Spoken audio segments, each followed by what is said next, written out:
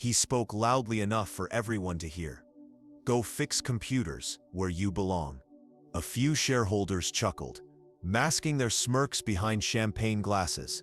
My brother leaned back in his chair, full of himself, reveling in the power he believed he held. He thrived on moments like these, public humiliation wrapped in polite laughter. I watched him silently. My laptop sat open before me, code and numbers glowing faintly on the screen. I closed it slowly, deliberately, letting the sound resonate through the boardroom. That's when the bank executive walked in. "Good morning. We just need the majority owner to authorize the transfer." The laughter stopped. My brother's face tightened. "The what?" The executive turned to me. "Miss Khan, if you would just sign here." The room fell silent. All eyes shifted to me.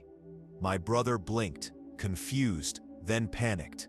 I smiled, small, controlled, and precise. As I signed, I thought back to how I'd arrived at this moment. When our father passed, he left us the family company, Khan Systems, a tech firm he built from scratch. My brother Armin was the golden child, charming, business-savvy, and ruthless. I was the quiet one, the IT specialist, buried in code and overlooked in meetings. He told me I didn't understand business, and he ensured the board saw me as a voiceless geek. For a while I believed him, until I started noticing the numbers he didn't want me to see. Hidden transactions, offshore accounts, shell companies tied to his friends, money flowing out like blood from an open wound. It wasn't just greed, it was betrayal of our father's legacy. I didn't confront him. He expected silence. Instead, I watched, listened, and learned. He underestimated it. For months, I worked late, long after everyone left, building a system within the system. A digital trail only I could access. Every falsified invoice, every unauthorized transfer, mirrored, time-stamped, encrypted, and waiting. Meanwhile, Armin pushed me further out of meetings and decisions. "Stay in your lane," he'd say. "This is finance, not coding." Fine. I stayed in my lane, but I was rewriting the entire road. I quietly began buying back shares through shell accounts, employee trusts, and vendors I controlled. My cybersecurity background gave me an advantage. No one noticed. He thought I was busy fixing printers. The night before the shareholders' meeting, I entered his office. His computer was unlocked. Typical arrogance. His emails confirmed what I already knew. Tomorrow, he planned to announce a merger with Nexus Global, giving him personal equity while bankrupting the family company. I didn't delete the files. I duplicated them, altered a few details, enough to make his entire presentation collapse. While he slept in his luxury apartment, confident and smug, I filed the final paperwork transferring my purchased shares into a holding company. Mine, the majority stake. Back in the meeting, Armin Sit's voice cracked.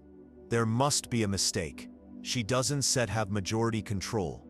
The executive shook his head. "Documents were verified this morning. Miss Khan owns 51.4% of Khan Systems." The boardroom murmured. Cameras flashed. My brother turned to me. Arrogance fading, replaced by fear. "Amira, you can set." "I already did," I said softly. I opened my laptop again.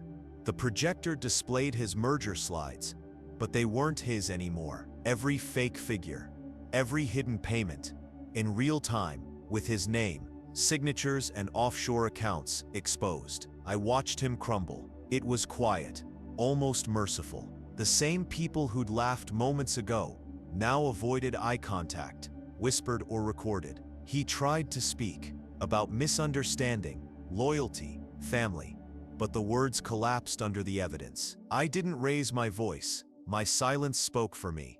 The board voted unanimously to remove him as CEO. He left without looking at me. As he passed, I said softly, "You told me to stay in my lane, so I built a new one." That night, I sat alone in my father's old office. The city lights reflected coldly off the glass walls. I expected to feel triumphant. I didn't only resolved. He tried to steal an empire our father built.